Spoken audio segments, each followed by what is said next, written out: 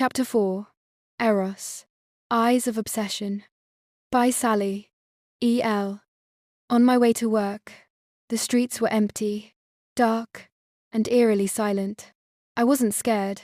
I had grown accustomed to the shadows, but my heart pounded with a mixture of anticipation and dread at the thought of Eros. I entered the store, hands trembling slightly as I approached the counter. My thoughts were consumed by the bitter taste of his kiss, the espresso still lingering on my tongue.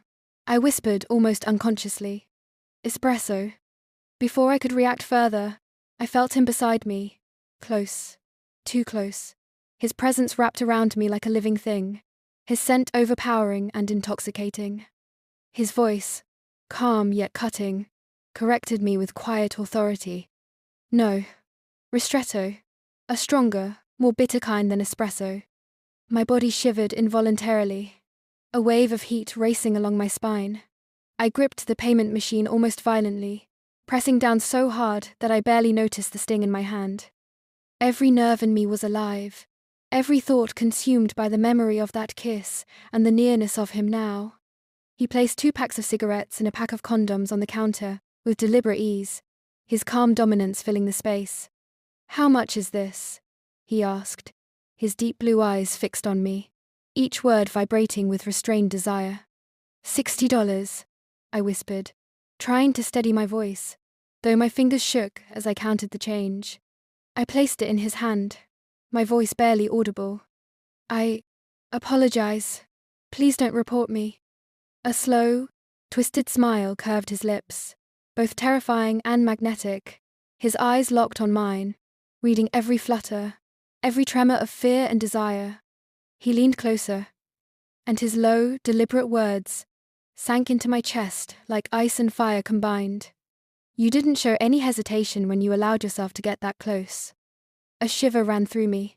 My cheeks flushed, my breath hitched, yet a part of me recoiled, trying to resist the pull of him. His proximity, his dominance, the heat emanating from his body, it was suffocating and electrifying all at once. I could feel his hand near mine on the counter, almost brushing against my wrist. Every movement, every subtle shift in his stance, drew me into the magnetic orbit of his obsession. The sharp scent of his cologne mingled with the faint metallic tang of my own blood from the bandage on my hand, and I realized, painfully, how intensely alive I felt even as I tried to remain detached. Then, without another word, he turned and left. The metallic clang of the door announced his departure, but the space where he had stood still seemed charged with his presence. I remained frozen, staring at the counter, at the bandage on my bleeding hand. I laughed softly, almost naively, questioning myself. Did he care? Could he possibly care about me, or even about my wound? Yet, amidst all the heartbreak, loss, and darkness that had defined my life, a spark of something dangerously intoxicating stirred inside me. Perhaps, just perhaps, I deserved love. Perhaps a life, a family, or something beyond the endless shadows that had always been my only companions. And yet, as I wiped my hands and forced myself to focus on the day ahead, a lingering warmth along my spine reminded me of him, of that kiss, and of the dangerous, delicious obsession that was Eros. Chapter 5. By Sally.LE. The Illusion of Possession. University break arrived quietly, almost mercifully. No lectures, no corridors, no accidental encounters where my heart could betray me in front of strangers. And yet, Eros did not leave me. He followed me into silence, into my room, into my thoughts. I told myself it was temporary, a harmless curiosity, a consequence of unfinished words and an unfinished kiss. But curiosity has a way of sharpening its teeth. I began with his name, Eros. It appeared everywhere once I started looking academic articles, university archives, scattered mentions in forums, whispered about by students who spoke of him, with a mix of admiration and fear. A professor, yes, but not merely that. He had transferred from institutions far more prestigious than ours. No scandals attached, no visible reason. Just a deliberate step downward, as if he had chosen obscurity. That alone unsettled me. I learned where he lived by accident, or at least, that is what I told myself. A refined neighborhood on the edge of the city, quiet streets, tall iron gates, houses that breathed money and restraint. His home stood apart, elegant, controlled, almost cold. It suited him. A man born into privilege, raised among power, yet choosing distance from its grip. He could have ruled. Instead, he observed. I watched from afar, too often. From cafes across the street, from my phone screen, from reflections in windows I pretended not to notice.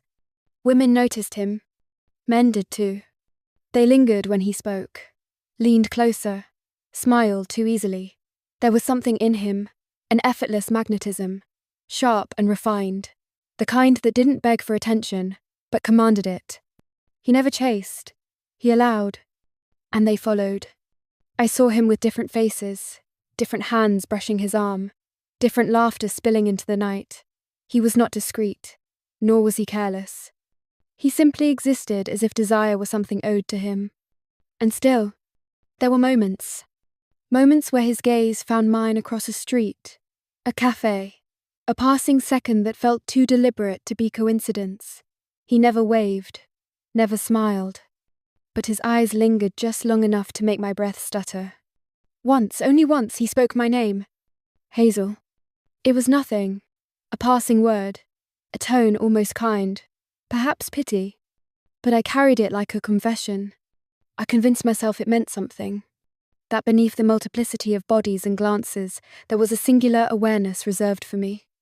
I mistook attention for intimacy, silence for depth, distance for restraint. By the end of the break, I no longer wondered if I was falling. I wondered when he had started to belong to me, and I never asked myself the more dangerous question. Had I been watching him? Or had he always known? On the balcony of his luxurious apartment, Eros stood bare-chested, indifferent to the winter chill biting at his skin. Inside him, a fire burned hotter than any frost, consuming, relentless. A cigarette hung from his fingers as he whispered her name under his breath, low and rough. Hazel. Behind him, on the bed, another woman lay bare and exhausted, waiting for attention that would never come. She was irrelevant, an empty distraction. Every pulse, every thought, every flicker of desire belonged to Hazel alone. Even now, even with someone else beneath him, his mind and body were tethered to her, tracing the shape of her presence in the shadows, feeling her absence like a weight against his chest. Hazel imagined him like this, and her blood ran hot with longing and fury. He was hers in the only way that mattered, beyond reason, beyond touch, beyond control. Her body ached for him. Her mind burned with the fantasy of claiming a piece of him that he refused to give. She whispered his name into the cold night, and though he could not hear, she felt it, the invisible, undeniable pull he held on her, even when he was with another. The thought ignited her obsession, turning desire into fire, jealousy into hunger, and control into a distant memory. Hazel was lost, utterly consumed, and she knew he was too.